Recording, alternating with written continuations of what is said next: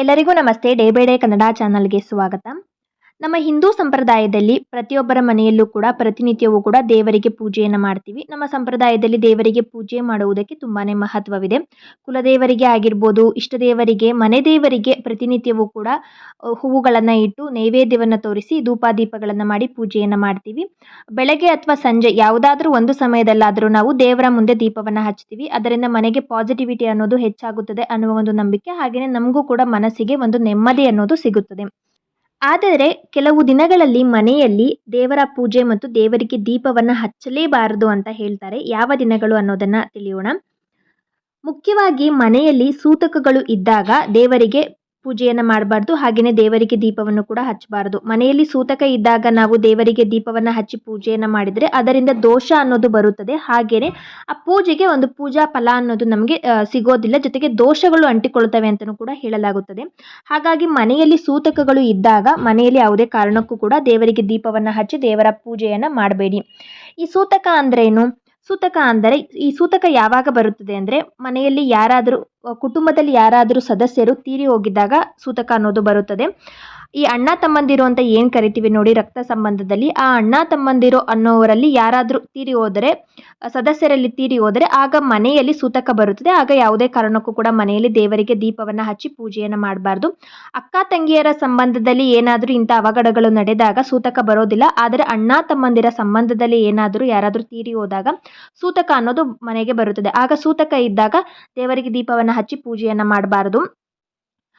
ಸೂತಕವನ್ನು ಯಾವಾಗ ತೆಗೆದುಕೊಳ್ಳೋದು ಅಂದರೆ ಶ್ರಾದ್ದ ಕಾರ್ಯ ಎಲ್ಲ ಮುಗಿಯುವವರೆಗೂ ಕೂಡ ಮನೆಯಲ್ಲಿ ಪೂಜೆಯನ್ನು ಮಾಡಬಾರ್ದು. ಸೂತಕ ಎಲ್ಲ ತೆಗೆದುಕೊಳ್ತಾರಲ್ಲ ಆಗ ನಾವು ಮನೆಯಲ್ಲಿ ದೇವರಿಗೆ ದೀಪವನ್ನು ಹಚ್ಚಿ ಪೂಜೆಯನ್ನು ಮಾಡಬೇಕು. ಈ ಸೂತಕ ಇದ್ದಾಗ ಯಾವುದೇ ಒಂದು ಶುಭ ಕಾರ್ಯಗಳನ್ನು ಕೂಡ ಮಾಡಬಾರ್ದು. ಕೆಲವೊಬ್ಬರು 12 ದಿನಕ್ಕೆ ಸೂತಕವನ್ನು ತೆಗೆದುಕೊಳ್ತಾರೆ. ಇನ್ನು ಕೆಲವೊಬ್ಬರು 16 ದಿನಕ್ಕೆ ಸೂತಕವನ್ನು ತೆಗೆದುಕೊಳ್ತಾರೆ. ಅಂದರೆ ಶ್ರಾದ್ದ ಕಾರ್ಯವನ್ನು ಮಾಡಿ ಸೂತಕವನ್ನು ತೆಗಿತಾರೆ. ಪುಣ್ಯದ ನೀರು ಅಂತ ಕೊಡ್ತಾರೆ. ಆ ನೀರನ್ನೆಲ್ಲ ಮನೆಯಲ್ಲಿ ಪ್ರೋಕ್ಷಣೆ ಮಾಡಿದ ನಂತರ ನಾವು ಮನೆಯಲ್ಲಿ ದೇವರಿಗೆ ದೀಪವನ್ನು ಹಚ್ಚಿ ಪೂಜೆಯನ್ನು ಮಾಡಬೇಕು. ಸಂಪೂರ್ಣವಾಗಿ ನಾವು ಸೂತಕವನ್ನು ಕಳೆದುಕೊಂಡಾಗ ಮಾತ್ರ ಮನೆಯಲ್ಲಿ ಪೂಜೆಯನ್ನು ಮಾಡಬೇಕು. ಹಾಗೆಯೇ ಕುಟುಂಬದಲ್ಲಿ ತೀರಿ ಹೋದಾಗ ಸೂತಕ ಬರುತ್ತೆ. ಮತ್ತಿನ್ಯಾವಾಗ ಸೂತಕ ಅನ್ನೋದು ಬರುತ್ತೆ ಅಂದರೆ ಮನೆಯಲ್ಲಿ ಅಣ್ಣ ತಮ್ಮಂದಿರ ಮಕ್ಕಳಲ್ಲೇನೆ ಯಾವುದಾದ್ರೂ ಒಂದು ಹೆಣ್ಣು ಮಗು ಮೊದಲನೇ ಬಾರಿಗೆ ಅಂದರೆ ಮುಟ್ಟಾದಾಗ, ಅಂದರೆ ದೊಡ್ಡೋಳಾಗೋದು ಅಂತ ನಮ್ಮ ಕಡೆ ಹೇಳ್ತಾರೆ. ಸೊ ಮೊದಲನೇ ಬಾರಿಗೆ ಏನಾದರೂ ಮುಟ್ಟಾದಾಗ ಆಗಲೂ ಕೂಡ ಸೂತಕ ಅನ್ನೋದು ಅಣ್ಣ ತಮ್ಮಂದಿರ ಸಂಬಂಧದಲ್ಲಿ ಬರುತ್ತದೆ. ಅಕ್ಕ ತಂಗಿಯರ ಸಂಬಂಧದಲ್ಲಿ ಸೂತಕ ಅನ್ನೋದು ಬರೋದಿಲ್ಲ. ಈ ಸೂತಕವನ್ನು ಕೂಡ 16 ದಿನಕ್ಕೆ, ಕೆಲವೊಬ್ಬರು 11 ದಿನಕ್ಕೆ ಆ ಸೂತಕವನ್ನು ತೆಗೆದುಕೊಳ್ತಾರೆ. ಇದು ಇಂದಿನ ಕಾಲದಿಂದಲೂ ಕೂಡ ಬಂದಿದೆ. ಆ ಸಮಯದಲ್ಲೂ ಕೂಡ ನಾವು ಮನೆಯಲ್ಲಿ ದೇವರಿಗೆ ದೀಪವನ್ನು ಹಚ್ಚಿ ಪೂಜೆಯನ್ನು ಮಾಡಬಾರ್ದು. ಸಂಪೂರ್ಣವಾಗಿ ಸೂತಕವನ್ನು ಕಳೆದುಕೊಂಡ ನಂತರ ಮನೆಯಲ್ಲಿ ದೇವರಿಗೆ ದೀಪವನ್ನು ಹಚ್ಚಿ ಪೂಜೆಯನ್ನು ಮಾಡಬೇಕು. ಹಾಗೆಯೇ ಇನ್ಯಾವಾಗ ಸೂತಕ ಅನ್ನೋದು ಬರುತ್ತೆ ಅನ್ನೋದಾದರೆ ಮನೆಯಲ್ಲಿ ಮಗು ಹುಟ್ಟಿದಾಗ, ಇದು ಕೂಡ ಅಣ್ಣ ತಮ್ಮಂದಿರ ಸಂಬಂಧದಲ್ಲೇ ಬರುವಂಥದ್ದು. ಮನೆಯಲ್ಲಿ ಯಾರಿಗಾದರೂ ಅಣ್ಣ ತಮ್ಮಂದಿರ ಇದರಲ್ಲಿ ಮಗು ಏನಾದರೂ ಹುಟ್ಟಿದಾಗೂ ಕೂಡ ಅಂತಹ ಸಮಯದಲ್ಲೂ ಕೂಡ ಮನೆಯಲ್ಲಿ ಸೂತಕ ಉಂಟಾಗುತ್ತೆ. ಆಗ ಕೂಡ ಮನೆಯಲ್ಲಿ ದೇವರಿಗೆ ದೀಪವನ್ನು ಹಚ್ಚಿ ಪೂಜೆಯನ್ನು ಮಾಡಬಾರ್ದು. 9 ದಿನಗಳ ನಂತರ ಮಗು ಏನಿರುತ್ತೆ, ಹಾಗೆಯೇ ಮಗುವಿನ ತಾಯಿ ಬಾಣಂತಿ ಅಂತ ಹೇಳ್ತೀವಲ್ಲ, ಬಾಣಂತಿಯ ತಲೆಗೆ ನೀರನ್ನು ಹಾಕಿ ಸೂತಕವನ್ನು ತೆಗೆದುಕೊಳ್ತಾರೆ. ಆಗ ಮನೆಯಲ್ಲಿ ದೇವರಿಗೆ ದೀಪಾರಾಧನೆಯನ್ನು, ದೇವರಿಗೆ ದೀಪವನ್ನು ಹಚ್ಚಿ ಪೂಜೆಯನ್ನು ಮಾಡಬೇಕು. ಸೊ ಈ ಒಂದು ಸೂತಕದ ಪದ್ಧತಿಗಳು ಈಗ ಪಾಲಿಸ್ಕೊಂಡು ಬಂದಿರೋದಲ್ಲ, ಇಂದಿನ ಕಾಲದಿಂದಲೂ ಕೂಡ ಪಾಲಿಸ್ಕೊಂಡು ಬಂದಿರುವಂಥದ್ದು. ಒಂದು ಮನೆಯಲ್ಲಿ ಸೂತಕ ಬಂದಾಗ ಯಾವುದೇ ಕಾರಣಕ್ಕೂ ಕೂಡ ದೇವರಿಗೆ ದೀಪವನ್ನು ಹಚ್ಚಿ ಪೂಜೆಯನ್ನು ಮಾಡಬಾರ್ದು. ನೀವು ಮಾಡಿದರೆ ದೋಷಗಳು ಅಂತ ಬರುತ್ತವೆ ಅಂತೆ. ಹಾಗೆಯೇ ಆ ಪೂಜಾ ಫಲ ಅನ್ನೋದು ದೇವರಿಗೆ ಸಲ್ಲೋದಿಲ್ಲ. ನಾವು ಪೂಜಾ ಫಲ ದೇವರಿಗೆ ಸಲ್ಲಿದಾಗ ಮಾತ್ರ ಅದರಿಂದ ನಮಗೆ ಒಂದು ಫಲಗಳು ಅನ್ನೋದು, ನಮ್ಮ ಕಷ್ಟಗಳು ನಿವಾರಣೆ ಆಗೋದು.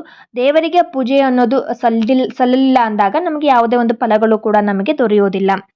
ಯಾವುದೇ ಸೂತಕ ಆಗಲಿ ಮನೆಯಲ್ಲಿ ಉಂಟಾದಾಗ ಸೂತಕವನ್ನು ನಾವು ಸಂಪೂರ್ಣವಾಗಿ ಕಳೆದುಕೊಂಡ ನಂತರ ಮನೆಯನ್ನೆಲ್ಲ ಸ್ವಚ್ಛ ಮಾಡಬೇಕು. ದೇವರ ಸಾಮಗ್ರಿಗಳು ಎಲ್ಲವನ್ನು ಕೂಡ, ದೇವರ ಮನೆ ಎಲ್ಲವನ್ನು ಕೂಡ ಹಸುವಿನ ಗಂಜಲವನ್ನು ಹಾಕಿ ಸ್ವಚ್ಛ ಮಾಡಿ, ಮನೆಯ ನೆಲವನ್ನು ಕೂಡ ಹಸುವಿನ ಗಂಜಲ, ಉಪ್ಪು ಅಥವಾ ಅರಿಶಿಣವನ್ನು ಹಾಕಿ ಸ್ವಚ್ಛ ಮಾಡಿಕೊಂಡು ಮನೆಯನ್ನೆಲ್ಲ ಶುದ್ಧಿ ಮಾಡಿ, ಪುಣ್ಯದ ನೀರು ಏನಿರುತ್ತೆ ನೋಡಿ, ಸೂತಕವನ್ನು ಕಳ್ಕೊಳ್ಬೇಕಾದ್ರೆ ಪುಣ್ಯದ ನೀರು ಅಂತ ಕೊಟ್ಟಿರ್ತಾರೆ. ಆ ನೀರನ್ನೆಲ್ಲ ಮನೆಗೆ ಪ್ರೋಕ್ಷಣೆ ಮಾಡಿ ನಂತರ ನೀವು ಪೂಜೆಯನ್ನು ಮಾಡಬೇಕಾಗುತ್ತೆ. ಹಾಗೆಯೇ ಪೂಜೆ ಮಾಡೋದಕ್ಕಿಂತ ಮುಂಚಿತವಾಗಿ ನೀವು ಕೂಡ ತಲೆಗೆ ಎಣ್ಣೆಯನ್ನು ಇಟ್ಕೊಂಡು ತಲೆಗೆ ಸ್ನಾನವನ್ನು ಮಾಡಿ, ನೀವು ಸ್ನಾನ ಮಾಡುವ ನೀರಿಗೆನೆ ಗಂಗಾಜಲ ಅಥವಾ ಹಸುವಿನ ಗಂಜಲ ಏನಾದರೂ ಸ್ವಲ್ಪ ಮಿಶ್ರಣವನ್ನು ಮಾಡಿ ಅದರಿಂದ ನೀವು ಸ್ನಾನವನ್ನು ಮಾಡಿಕೊಂಡು ದೇವರ ಪೂಜೆಯನ್ನು ಮಾಡಬೇಕಾಗುತ್ತೆ.